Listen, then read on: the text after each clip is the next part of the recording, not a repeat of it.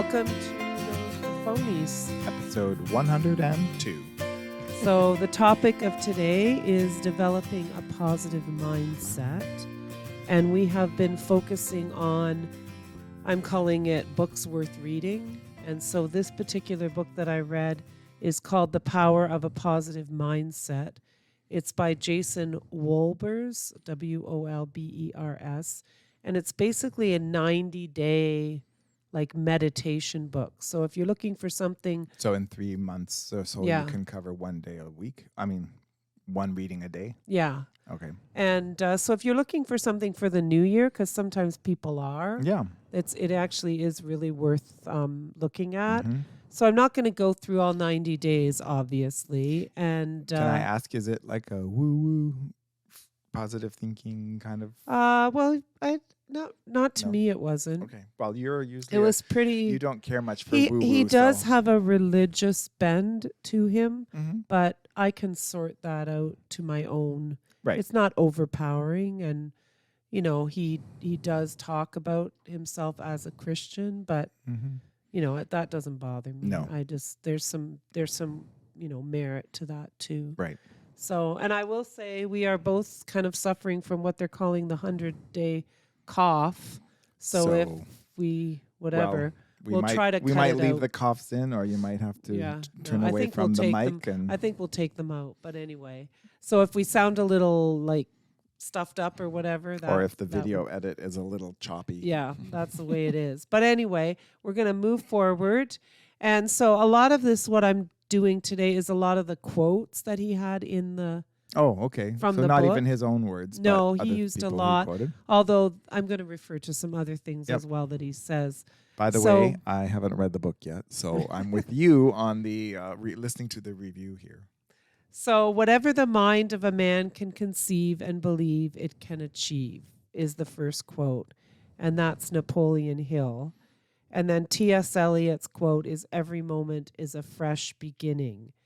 And that's kind of the theme of his meditate, if you want to call them meditations or Yep. readings, Mm-hmm. is that you can achieve anything you want.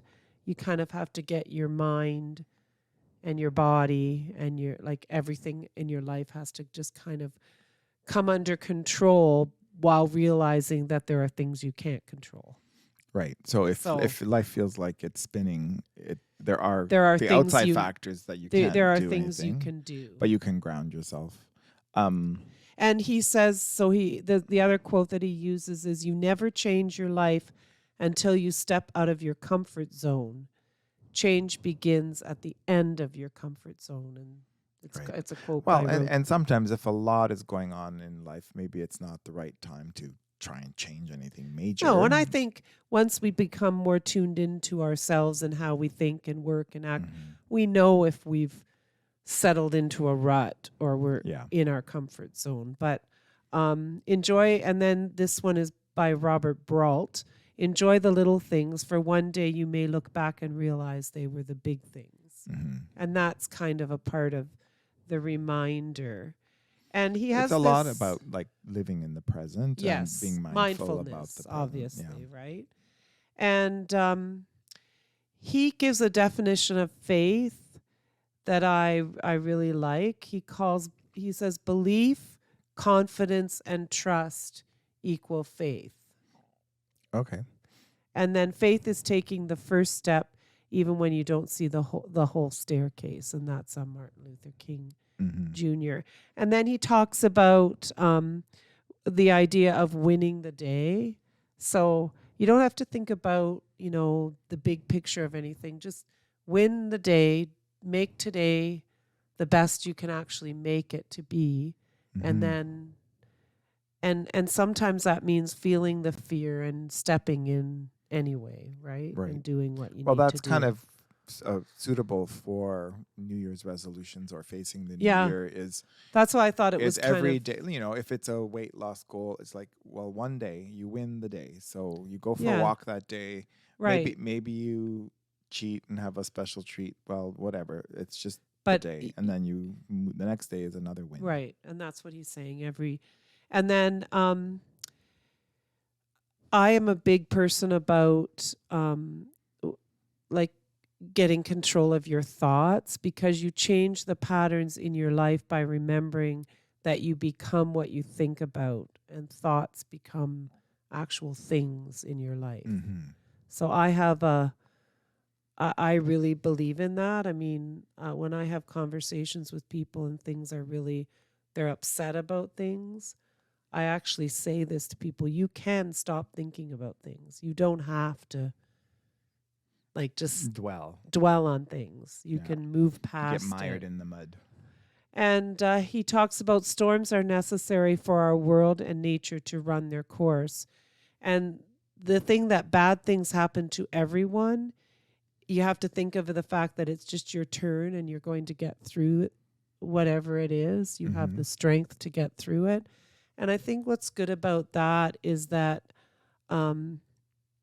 sometimes when bad things happen to us, we grab onto quite a bit of shame around that. And so if you think of it as bad things do happen to everyone, right, even those people that seem to come across as the luckiest or whatever. And so it's your turn and you're going to get through it. And you don't have to feel shame.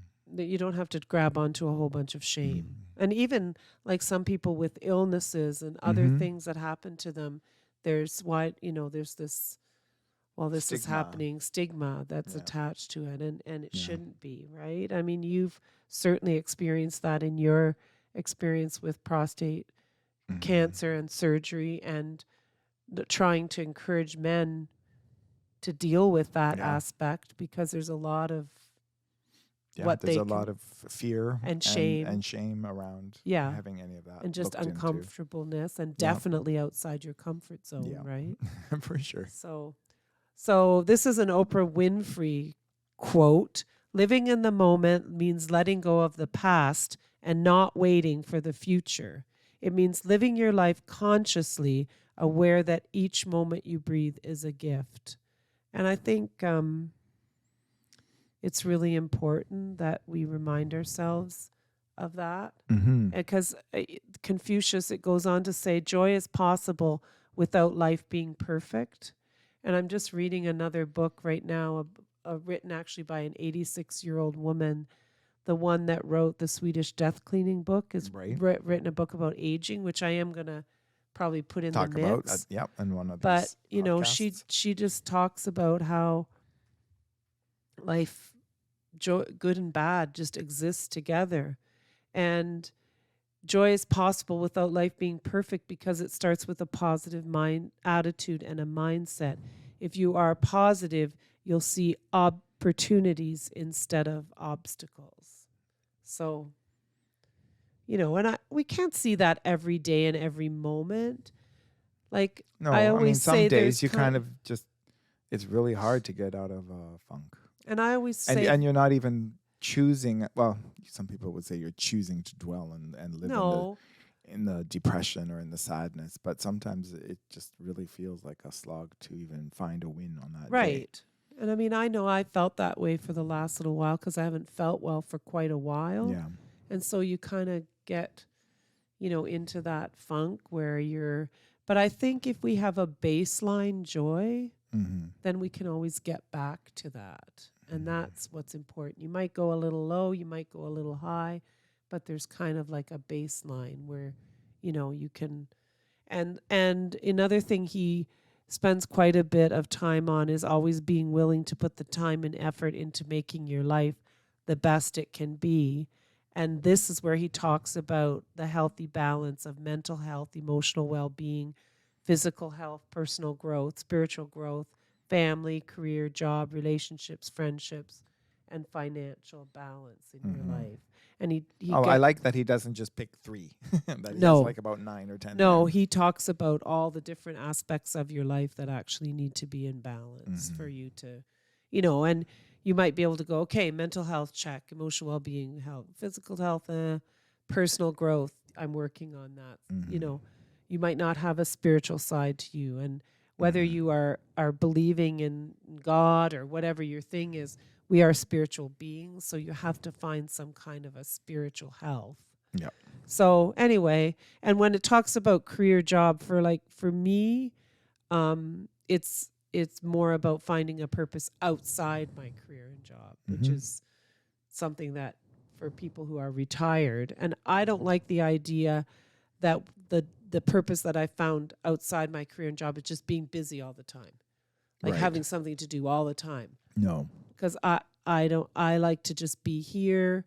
I have goals for reading. I have goals for things that I'm making and doing and cleaning and, but I don't always have to be like going out, having lunch, doing something that's outside my house. Right. And I think that's a trap that people fall into. In retirement. Yeah.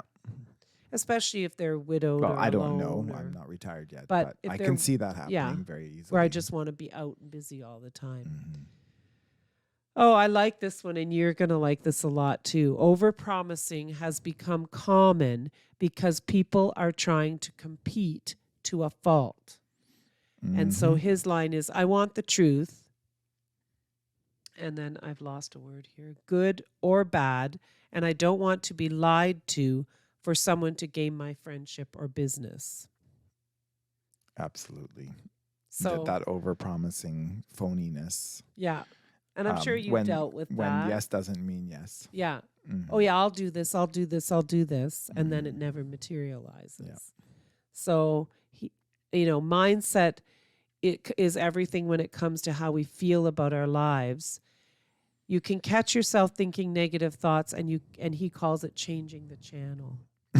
So, you were born with the greatest weapon in all nature, the rational, conscious mind. Right. So, and just going back to some of the stuff that Adam Grant has written about how people think that your brain kind of at 35 is done, like that's as far as it grows. And how neuroscience is now showing that it grows, like it keeps growing and you can keep working on it into your senior years. It doesn't have to stay fixed.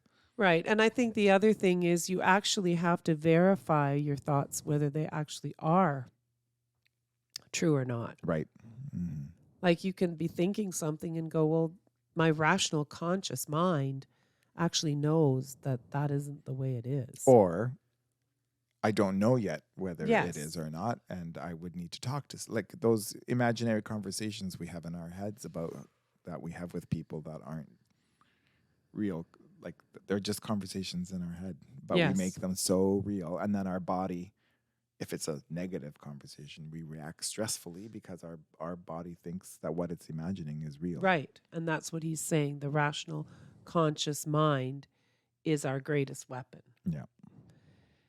So, and this one was really hit home for me because I have to work on this all the time because I've had some haters, as the Taylor Swift song, haters gonna hate, hate, hate, hate, hate. Yeah. The best way to counterattack a hater is to make it blatantly obvious that their attack has had no impact on you. Right. And sometimes that's easier said than done, right? But I think that is really important, right? Yeah. Although the world is full of suffering, it is also full of overcoming it. Wow. And that's very true. Yeah, that's a Helen Keller quote. Wow. If you can believe she's that. overcome. She has overcome from someone, right? Yeah. Well, I see that in some of my students who've come through very strong hardships. Mm-hmm. And well, you think of, I'm thinking now of, I don't want to get into a big, names. No, I don't want to, but when I see Ukrainian families that have now come and settled here and their children are thriving and they're doing well and, they're doing and they're overcoming. They're carrying along a lot of grief and PTSD in their bodies and they're still. Yeah. Figure out what is important now, do that, and then you get your momentum back. Find out what inspires you and use it for other people's good.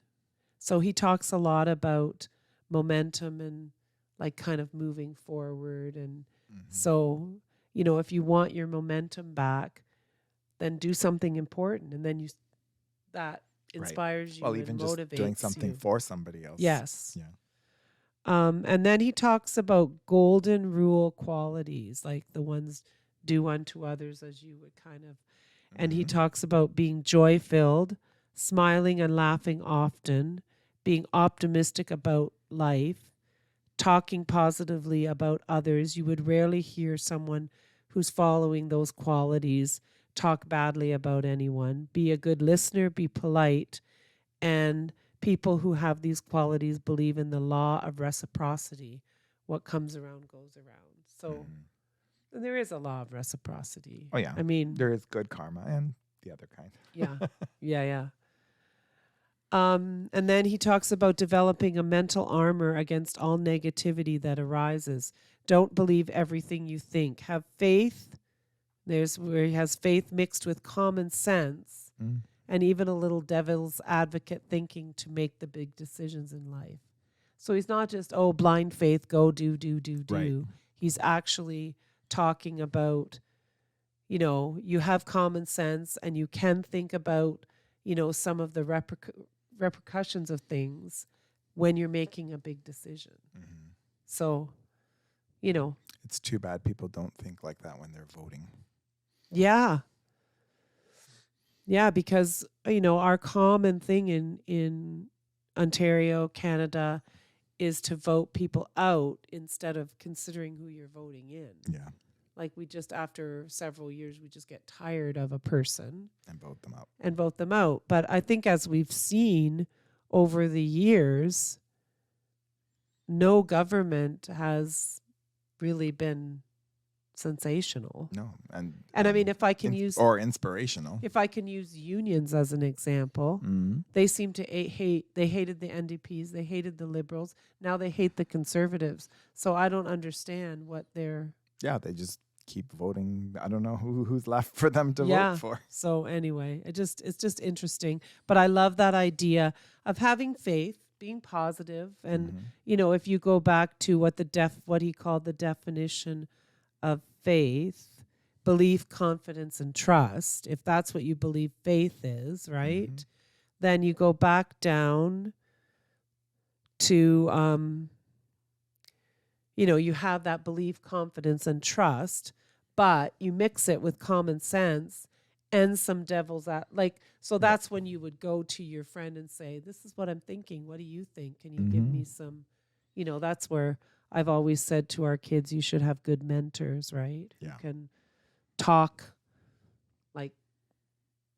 to you, from both sides of and know you. And we recommend they see renters that are different than us because they know our point of view. Yes. And most of the time our kids know exactly what we're going to say before we even say it because they know us, but right? It's better to have a parallel or slightly different point of view. So and then he talks about developing positive, healthy daily habits. And he actually refers to atomic habits that we've talked about that help you gradually fulfill the purpose in your life. And then his advice then is to stay the course. So I love this quote. This is by Ralph Waldo Emerson. The purpose of life is not to be happy. It is to be useful, to be honorable, to be compassionate, to have it make a difference that you have lived and lived well. So, I mean, that's a mouthful. I know. I've read that quote before somewhere. Useful, honorable, compassionate, and that the life you've lived has made some kind of difference. And it doesn't have to be that you were president or prime minister or anything, but that you've made a difference in the 5 to 10 people that are in your circle. Yeah. And I was talking about this today, about how few people in your life are really your close friends. Yeah. You were talking with somebody else about that? Okay. Because people disappoint, people go in and out of your life. And who is it that you really feel close to, that you would share kind of your intimate worries, secrets, joys, whatever. Yeah. So, and then again, he says, focus on the ups, not the downs. And he goes back to this, change the channel to something positive.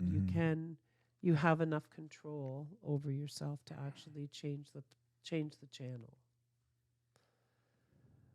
And then the last thing that I kind of got from this, spiritual, mental, and physical preparation is always necessary work. And so I like the fact that living our lives is not easy. No, it is it's necessary work. Mm-hmm. And so he encourages people to take massive action in their lives. And I mean, he's not just talking to young people, he's talking to everybody. But a lot of people just say, I'm done. I don't have to grow anymore. Right. And I hear this sometimes when, when you talk about certain things that are happening in the world and then you try to have a conversation. Mm-hmm. I've tried to have conversations different times about one of the subjects that I've had is the Indigenous, and people are just like, I don't want to. But yet it's through talking and trying to learn and understand that actual issue would actually be somewhat resolved or changed. Yeah. So I would really encourage you, if you are looking for something to read on a kind of a short daily basis and kind of reflect, that you get The Power of a Positive Mindset by Jason Wolbers. And at the end of the month, we're going to return to a subject that we have talked about before. And this is a book by Nedra Glover Tawwab. I don't know. Tawwab. That's Tawwab. Set Boundaries, Find Peace. So we're going to... that's a good book. We're going to go... Yeah, it's an excellent, one of the best books on boundaries that I've ever actually read. So it's excellent. So thanks for joining us on No Room for Phonies for a little bit of a look at books worth reading with The Power of a Positive Mindset by Jason Wolbers. Thanks for joining us. Good night.